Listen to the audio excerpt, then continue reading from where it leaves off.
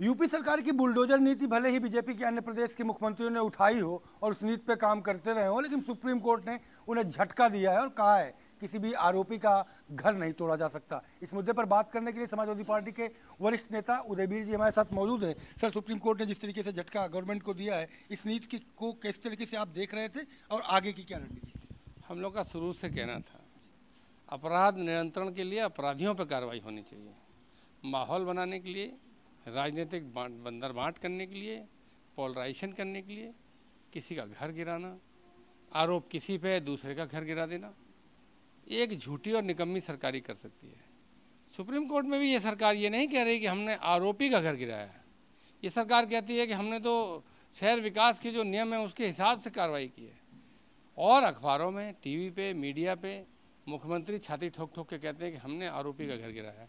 तो ये झूठी और निकम्मी सरकार है जो काम करना नहीं चाहती, केवल इसी तरह की उग्र कार्रवाई दिखाकर जनता को बांटकर राजनीति करना चाहती है।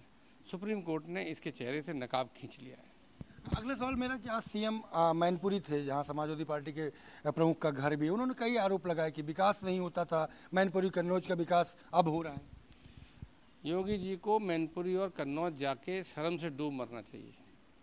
उन्हें सीखना चाहिए कि अगर कहीं कोई जनपद अपने किसी लाल को मुख्यमंत्री, प्रधानमंत्री या इस तरह बड़े पद पे पहुंचा दे तो उस व्यक्ति की कितनी जिम्मेदारी होती है और वो कैसे पूरी की जाती है। मैनपुरी, कन्नौज में पूरी तरह से हर सुविधा, सड़क से लेके बड़े बड़े प्रोजेक्ट, स्कूल, कॉलेज, अस्पताल, एम्स सब बनाने का काम नेताजी ने किया, अखिलेश यादव जी ने किया।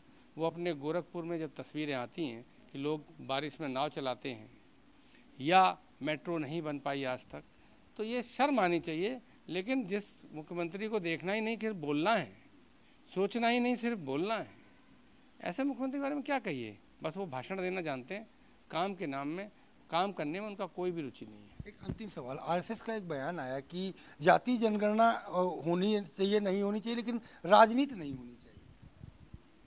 तो आरएसएस के लोग राजनीतिक लोगों से संबंध बंद कर दें, खत्म कर दें। क्यों बंद कमरों में बैठ के तय करते हैं कि बीजेपी का अध्यक्ष कौन बनेगा, एबीपी का अध्यक्ष कौन बनेगा?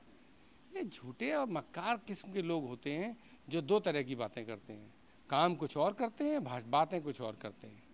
आरएसएस की पॉलिटिकल विम बन के रह गई कोई राजनीतिक पार्टी, कोई छात्र संगठन, कोई युवा मोर्चा, और ऐसे बयान दे रहे हैं तो बंद कर दें राजनीति करना। किसने मना किया उनसे? शुक्रिया हमसे बात करने के लिए। तो आपने सुना समाजवादी पार्टी के वरिष्ठ नेता उदयवीर जी को, जिनका साफ तौर पे कहना है कि जिस तरीके से सरकार की नीति थी आरोपियों के घर को गिरा देना, और वहां पर कोर्ट में जिस तरीके से उन्होंने अपनी जवाब दाखिल की है, वो भी हास्यास्पद है।